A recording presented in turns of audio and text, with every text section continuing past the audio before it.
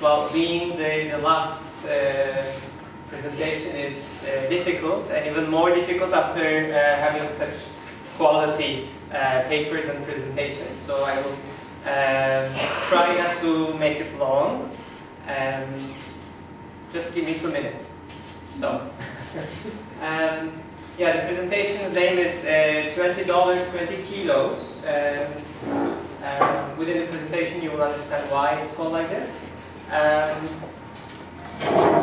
So, I will first present you about tell you about our organization. Vagip name stands for the Turkish acronym of Independent Association for Research, Information and Communication. We do archival study and like oral history study and like various forms of research, and try to present it and share it with the public in a creative way. And this creative way mostly refers to arts and literature. And we are quite a new organization. We are founded just like last year. But all of us are quite, as you see, we are just 9 people, and all of us, we are engaged in various projects in civil society already for many years. And we have the organization in Istanbul. And lately, we got support. We got the support from Istanbul Bilgi University, and we will have the office there at the campus. So you're welcome to visit. So our first project, and first and ever, I can say, as we are a pretty new organization, it's $20, 20 kilos, and you could also see the date. It refers to the expulsion of Istanbul Greeks 50 years ago. Pegasus ton Elinon, that's how it is in Greek. So I will just try to give you a bit of the background for those who are not familiar with the context from why this thing happened. So after the First World War, there was a population exchange happened between Turkey and Greece. I'm sure many of you are aware of it. Yes? Yes. So, this population exchange excluded the minorities in Greece, the ones that are living on the western Thrace, like where Thessaloniki, well, Thessaloniki not included, but from Thessaloniki on, let's say, towards Turkish border, the minority, the Muslim minority, as in the Greek terms, the Turks, the Muslims that are living in those areas, they were excluded, they were exempt from this exchange. And on Turkey's side, the Greeks that are living in Istanbul, in Imbros and Tenedos, there are the 2 islands on the Aegean Sea, they were exempted from this population exchange. The rest of the population living in both countries, they basically they were swapped. So this seemed to first solve the problem, but of course, if you send so many people away, then you have a gap in the society for doing many different things. That's one of the explanations behind signing this treaty between Turkey and Greece, the Convention of Establishment, Commerce and Navigation. And you can see a line from this convention that it gives really huge rights to each other's citizens. The citizens of the other state can enjoy the same rights as the local citizens, and when there is a law that gives more priority to the foreign citizens, then they will enjoy even that. So this is maybe even more advanced than the EU of today, if you look at this regard. So they could own like the Greek citizens dwelling in Turkey, they could own property, they could start a business, they could freely enter and exit from the country, they could basically do anything that the Turkish citizens could do. And there is one thing to add, is that only 100 Greeks came from Greece after the signing of this convention. So all these people were already staying in Istanbul. Thousands of people, they already stayed in Istanbul as Greek citizens and enjoyed rights. So little by little, we can also say that Turkey is not so famous with giving rights to its minorities and cherishing minorities. So within this dates, very shortly after this convention, Turkey passed a law forbidding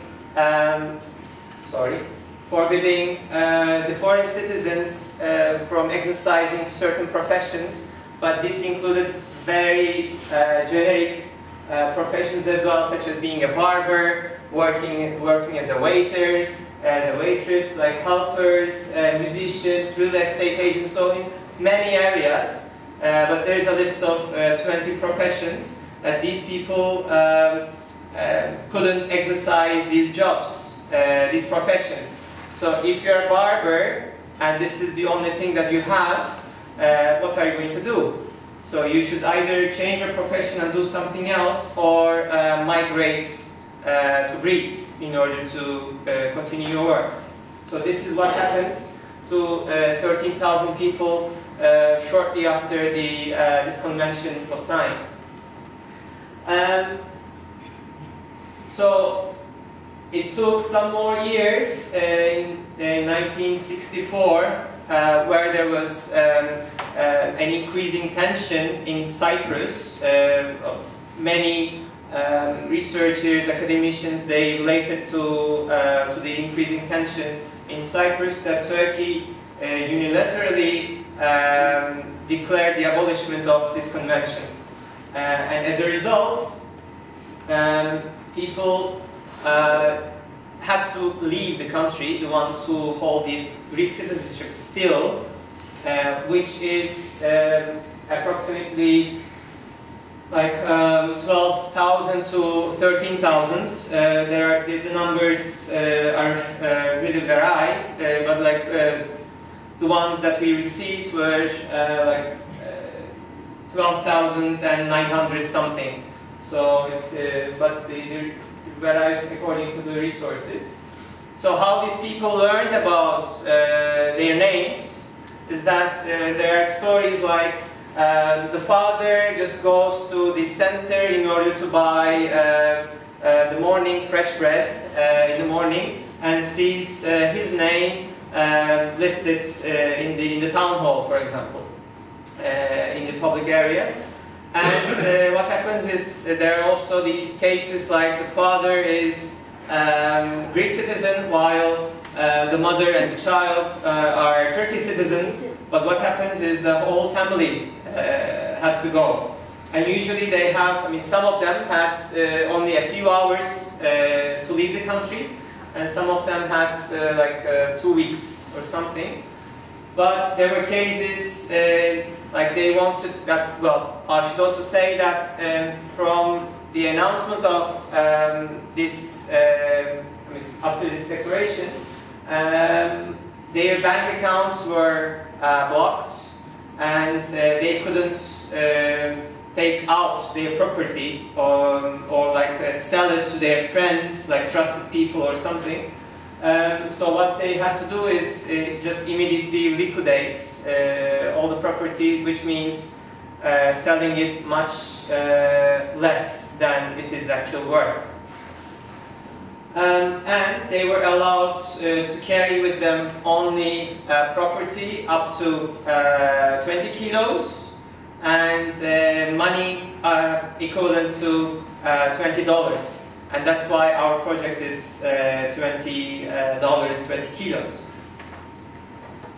Oh, and also, as you can see here, they were also forced to sign a paper confirming that, accepting that they carried out spying activities or like harmful actions against Turkish government. There are things like, and you could see in the newspapers, like somebody, a newspaper shows it like finally they confessed their sins against the Turkish government, so that we are sending them away. Like in the slide, there were many news. And among these Greeks who were deported, there were also 300 Jews who held Greek citizenship, and they were expelled as well. So obviously we didn't have only these two events, like in the 1932 and 64. We had also many others. There were some pogroms in the Thrace, in eastern Thrace, in the part in Turkey, against Jews in 34. There are 20 classes, as it's known in Turkish, amele taburları. So the people who were going for the military service, they were forced to carry out some work, but different than the Turkish citizens, or I mean different than the Turks. Sorry, not Turkish citizens. So that happened in 41 and 42. There were a capital tax or wealth tax, as it is known, to non-Muslim minorities. That was a huge amount of tax, something like 40% or even more of their income, and usually it is like much more than people could afford, because the numbers were forged as well. And failure to pay for this tax was ending up being sent for forced labor camps in eastern Turkey for many years. And then there is also the famous Septembriyana that happened in 55. There were pogroms against non-Muslim communities, especially in Istanbul and a few other cities, but mainly in Istanbul. And that also targeted mostly Greek communities. And there were like massacres of Alawis in different cities, in different years, but these are just some examples. I mean, the list goes really, we have a long list if you try to list it, and obviously I excluded here Armenian genocide or the massacre of Pontus Greeks, but because that these were before the foundation of Turkish Republic, I excluded them here, but that's it's something, a culture that comes from many years ago. It didn't just appear in the 30s. And you can see that here there was a silence, really, because I'm just going back to this slide. All these incidents, they are known somehow. I can't say that everybody is like full aware of what's happening, but yes, they are known, they are told in the media, there are many studies about it, so it's an ongoing discussion around this list, but nothing about this, the deportations of the Greeks in 64. It's unknown to Turkey, and also it's, let's say, half known to Greece. There are also some people who don't know about it in Greece. In Athens, in 2005, there was an organization founded, it's Ecumenical Federation of Constantinopolitans. In Greek it's Ekumeniki Omospondia Konstantinopoliton. It's an umbrella organization for fighting for the rights of Istanbul Greeks that were deported in '64, and that was our main partner in our project, and they helped us to reach many resources. This is something, well, this is MacPC thing, I guess. You can see that it's Turkish-Greek relations in Wikipedia article. You can see there is a list of different events, but 64 is not there. That's in the English version. Well, actually, the article doesn't have a Greek version, so yeah, it's not listed here. So it's somehow it's like silenced for political reasons in a way. Well, from Turkish side, obviously, why? But from the Greek side, we couldn't have any concrete answer, but we can just interpret it for not making things worse with Turkey, or yeah, like just to keep the relations as smooth as possible. I mean, in terms of especially after the occupation of Cyprus. So this is another example for the silence. These are the resources that are published in Turkish language and in foreign languages, except for Greek. There are only 17 publications. This includes articles in the journals and books. And, well, most of them, they don't address completely the 64 events, the deportations, but like a generic chronology of Turkish-Greek relations, or like the policies, assimilation policies against minorities. So like maybe there is just one page about this, about the deportations or so, but not really targeting, like not really a full book. There is only one full book that was listed in the first line, that's dedicated to deportations, and I can say that it is written from a criticizing point of view, I mean criticizing the government. But there is only another article, let me find it, yeah, here, this one. It is about the convention, it tells about the convention, and it was published on Journal of Administrative Sciences. So it was giving more, I read the article, and it was mostly about the, like, how to manage the situation of like a crisis, and why this was necessary, and like in order to justify how necessary it was to take such decision. So I go to Greek resources from here. So the Greek resources, there are only 15 Greek resources, including articles and books. And so, again, the same thing.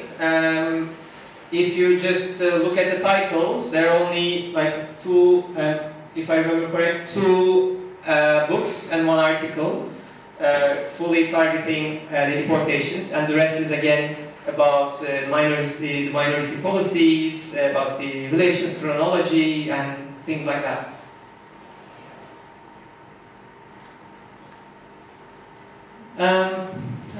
Many of you would remember that.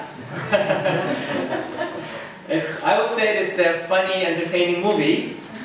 Although there are, I'm not a cinema movie critique at all, but from a cinematographical point of view, I can find many things to criticize.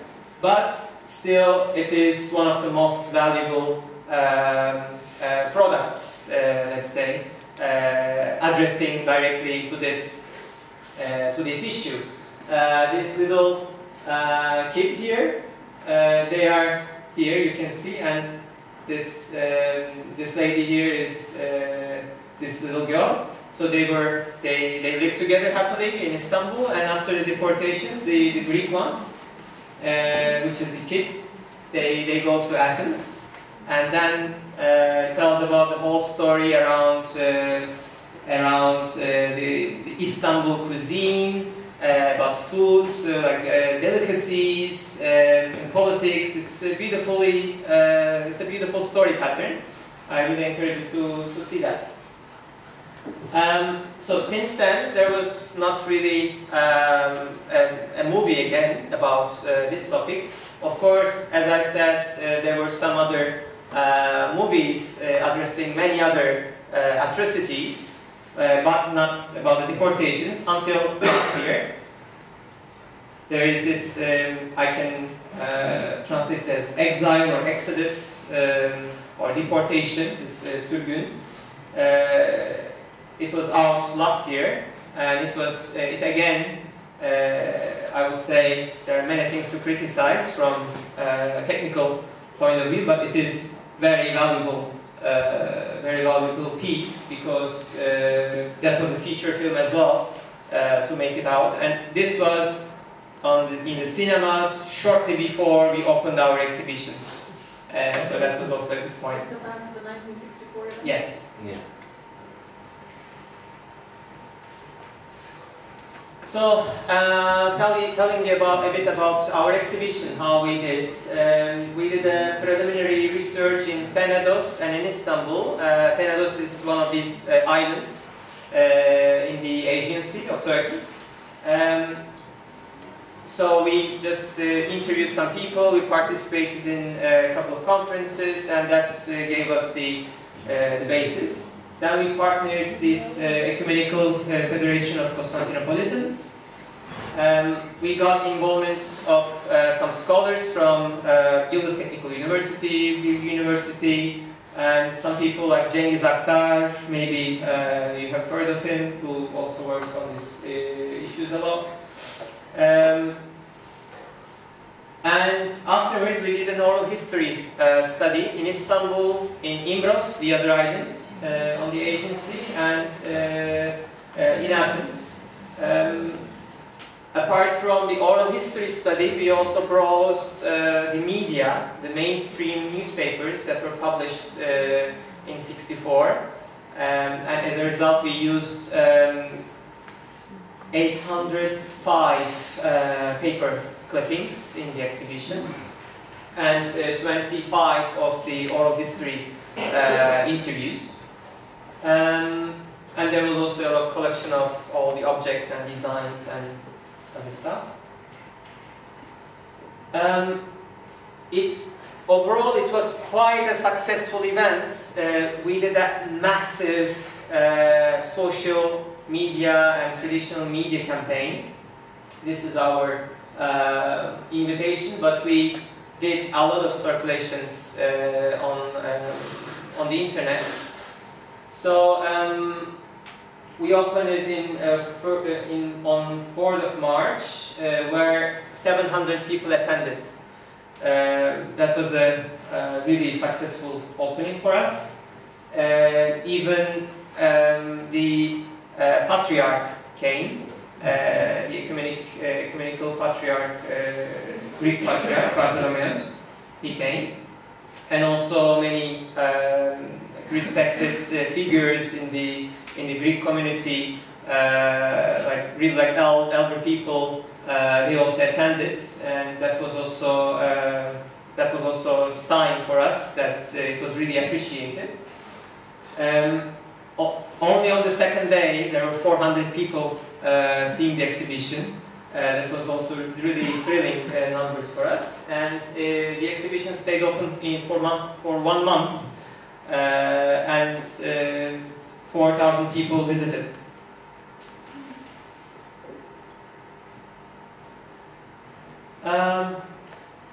This should be the teaser. Yeah.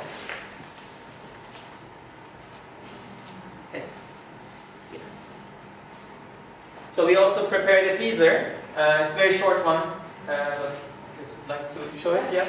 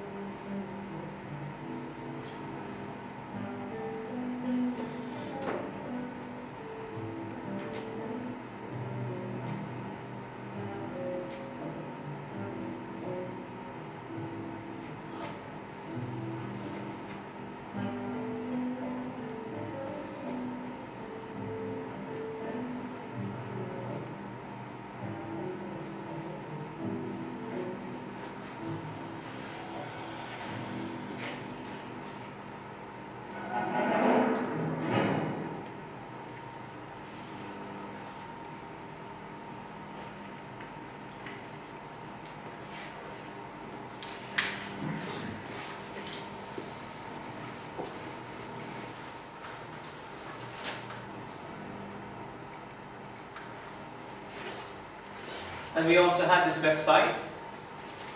Can you just switch off? These are just a couple of photos. This is from the opening. These are some images that we used in the exhibition.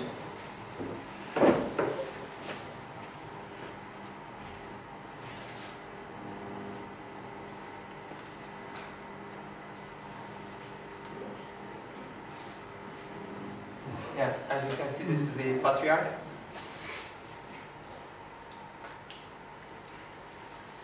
These are my translations. These are the ones that we circulated online. We prepared these images, like asking questions or just some quotes from our respondents. And you can see on the right what Mete was telling first, Gabur, about this.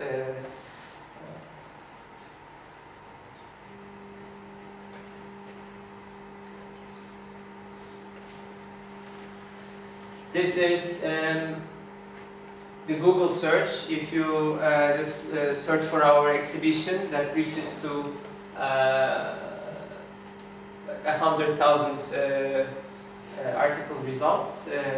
So it was really a massive campaign we conducted, and many other organizations also joined this campaign, and they multiplied the effect. So it was like a snowball effect, as you can say.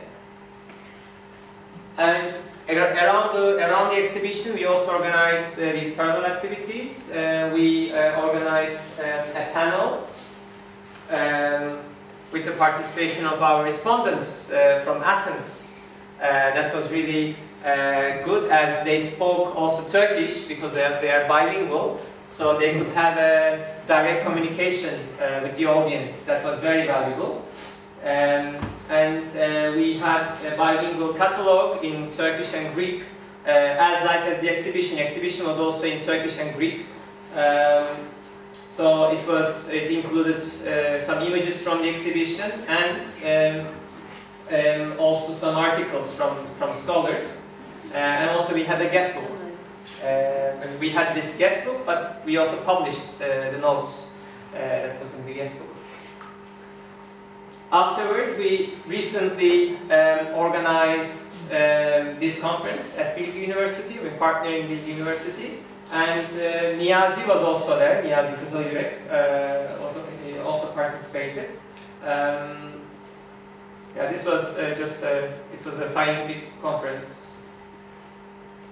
And after Istanbul, the exhibition traveled to Ankara, the capital. That was also an intention to give the political message, as the parliament is there. And also the exhibition was hosted again by the university around the conference. So we did a second opening in Istanbul. So in these two exhibitions, there were 2,000 people there. So the exhibition was visited in total by 6,000 people, which is quite a high number in terms of exhibitions. And now we had an invitation from Kavala, Greece, and we will take the exhibition there.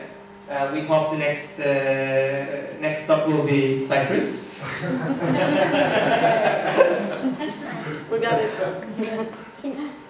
So, just to recall from the last panel as well, I just want to also rethink about the arts connection to the memory studies, and how it can enhance the impact of what we are doing in general, considering the nature of art, using images, sounds, visuals. So it reaches another thing. I mean, apart from the intellect, we also, I mean, you reach people's emotions, and I think it is something very valuable, and so we should also consider including arts into our work, considering the power of it. And lately, I would like to leave you with some quotes from the exhibition guest book. I think they are very valuable. Thank you.